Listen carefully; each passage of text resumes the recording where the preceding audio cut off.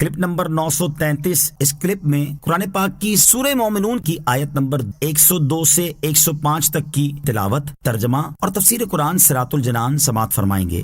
بسم اللہ الرحمن الرحیم۔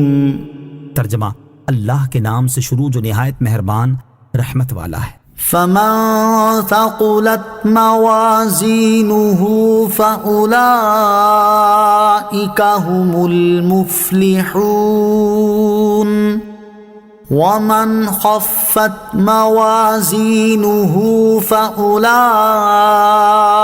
الذین خسروا انفسهم فی جہنم خالدون۔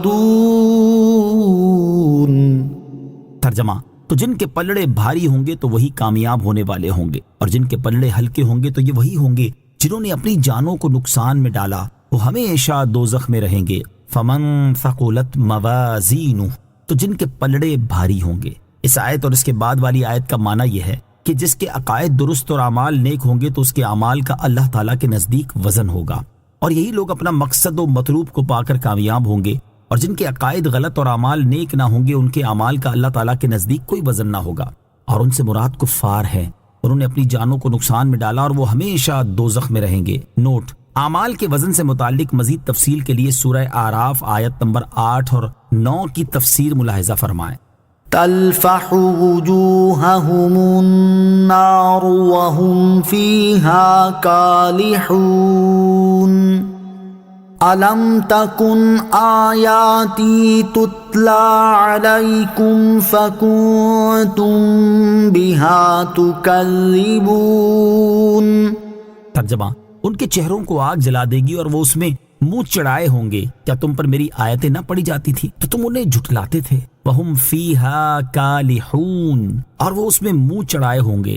اس آیت اور اس کے بعد والی آیت کا خلاصہ یہ ہے کہ اپنی جانوں کو نقصان میں ڈالنے والے بدبختوں کا حال یہ ہوگا کہ جہنم کی آگ ان کے چہروں کو جلا دے گی، اور جہنم میں ان کے دونوں ہونٹ سکڑ کر دانتوں سے دور ہو جائیں گے، اور ان سے فرمایا جائے گا کیا دنیا میں تمہارے سامنے میرے قرآن کی آیتیں نہ پڑھی جاتی تھی؟ ضرور پڑھی جاتی تھی، لیکن تم انہیں سن کر میرے عذاب سے ڈرنے کی بجائے انہیں جھٹلاتے تھے اور یہ گمان کرتے تھے کہ یہ اللہ تعالیٰ کا کلام نہیں ہے۔ جہنم کا ایک عذاب، حضرت ابو سعید خدری رضی اللہ تعالیٰ عنہ سے روایت ہے، رسول اللہ صلی اللہ تعالیٰ علیہ وآلہ وسلم نے وَهُمْ فِيهَا كَالِحُونَ کے بارے میں ارشاد فرمایا، آگ انہیں بھون ڈالے گی اور اوپر کا ہونٹ سکڑ کر آدھے سر تک پہنچ جائے گا اور نیچے کا ہونٹ لٹک کر ناف کو چھونے لگے گا۔ اللہ تعالیٰ ہمیں جہنم کے اس دردناک عذاب سے پناہ عطا فرمائے۔ حضرت ابو ہریرہ رضی اللہ تعالیٰ عنہ سے روایت ہے اور یہ ابن ماجہ کی حدیث ہے، رسول اللہ صلی اللہ تعالیٰ علیہ وسلم نے ارشاد فرمایا، جہنم میں بد نصیب ہی جائے گا۔